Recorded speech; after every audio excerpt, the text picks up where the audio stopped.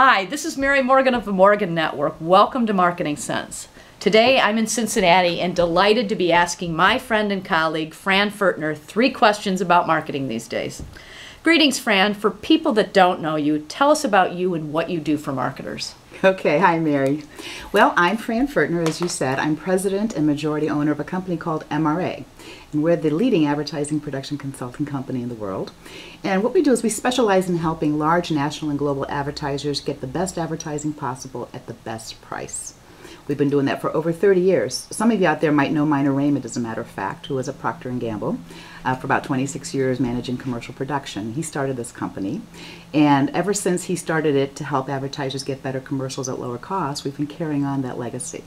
So now we do that for print and for digital, for cinema, outdoor radio, all the different kinds of production. And I'm proud to say that we have saved our clients literally hundreds of millions of dollars over the years. So we work with lots of brands, lots of agencies, and I think we get to see we sort of have the breadth of perspective that allows us to see best practices and costs for lots and lots of different kinds of production. So that's our expertise. Now for the 3 questions. Question 1, what should every marketer know about creative production? That's a good question, and that's a big question. And I have to tell you, I've been doing this production consulting now for 25 years, and I wish I knew back then, when I was a brand manager actually at Procter & Gamble, what I do know now. I would say every marketer should know that there is no one-size-fits-all answer to creative production. You know, people always ask me, what does it cost to produce a commercial? And I have to chuckle. You know, I don't know what your answer is out there, but it's probably that depends, and if so, you're right. Because it does depend.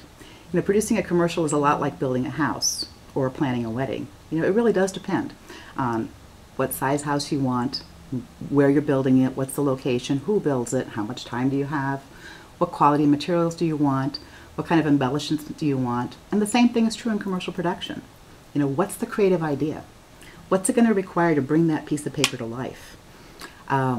How many places do you have to be? Are there interiors or exteriors? How many talent do you have? Are they talking on camera? Do you have $6,000 a day makeup and hairstyle people, which many shoots do, and which I wish I had right now? So, you know, the cost drivers are really in the creative idea. And then also, who's going to shoot the commercial? And where are you going to shoot it? You can take the same storyboard and bid it out to 3 different directors and get 3 totally different price points. You can take the same storyboard with the same director, and you can shoot it in Buenos Aires, or Prague, or Bangkok, or New York, and get different price points. So there's lots of different ways to approach production. I think marketers should know that they have lots of options. And if they don't have the expertise, they should certainly get it, because you can waste a lot of money in production these days, but you can also save a lot of money. So I think I wish people would know that. I also wish, frankly, that people would give their agencies production budgets at the creative brief stage. You know, I can't tell you how many times agencies present really fabulous ideas that, frankly, the client simply can't afford. You know, and you would think that they would have this discussion up front, but it doesn't always happen.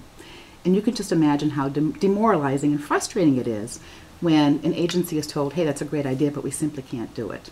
Why didn't they tell them that then? At the outset of the assignment? It really will save a lot of time. Now, I realize that some brands will say, well, gee, you know, if I told my agency I had $500,000 to produce a commercial, they will spend $500,000. Okay, that may be, because they're trying to maximize the creative impact that they can get for your $500,000. But think about the flip side. You know, what if you don't tell them what your budget is, and they bring you 3 ideas that are really fabulous, but they literally are $1 million ideas? Okay, so you've wasted weeks. So I do wish they would do that. Question 2, what tips would you give marketers about the new world of digital production? That's a great question. And it is a new world. And frankly, we liken it still, even though it's been around for a while, to the Wild West in some cases. We've been actually doing digital consulting for our clients for over 10 years, so we've been in it a while.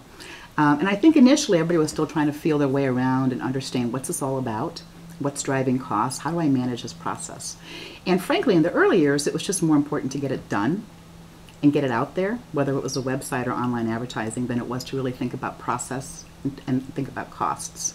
But now most marketers are in their 2nd, 3rd, or 4th evolution of that, and so now they're starting to think, okay, you know, how do I actually maximize the value of this effort? Not just in cost management, but really maximizing the impact of the communication. So I think my advice for marketers is to know that, you know, yes, You can put a process in place, and frankly, it starts at the very beginning with your scope of work or requirements document. I think most marketers still don't know how to write a really tight, comprehensive, clear requirements document. And so unfortunately what happens is they get proposals, which they buy, and then over time there's scope creep and there's cost creep, and everybody gets very frustrated. And I think what happens is, at the end of the day, of course, they spend a lot more money than they ever had imagined, and not necessarily unfairly so, but just because they didn't know what to ask at the outset. So I think really that to start at the beginning and make sure that document is right. Last question, Fran. What is your favorite television commercial these days, and why? My favorite television commercial? Well, I've got a number of them. I think if I had to pick one, it's actually from a few years ago, and it's when Apple introduced their new notebook, and it was the MacBook Air commercial. I think that was just brilliant. It was brilliant because, and I don't know if all of you remember it or not, but it's when they had, the commercial was simply a demo, frankly. It was a hand pulling out of an envelope, a round envelope, the new notebook, and there was no dialogue, there was no copy other than a super. I think it said something like the world's thinnest notebook, and had a great music track. And I think why I love it so much is because it was very intrusive, it was very memorable, and frankly, it dramatized the benefit. It was a very, very elegant spot. And the other thing I loved about it being in production is, frankly, it was a very inexpensive commercial to produce.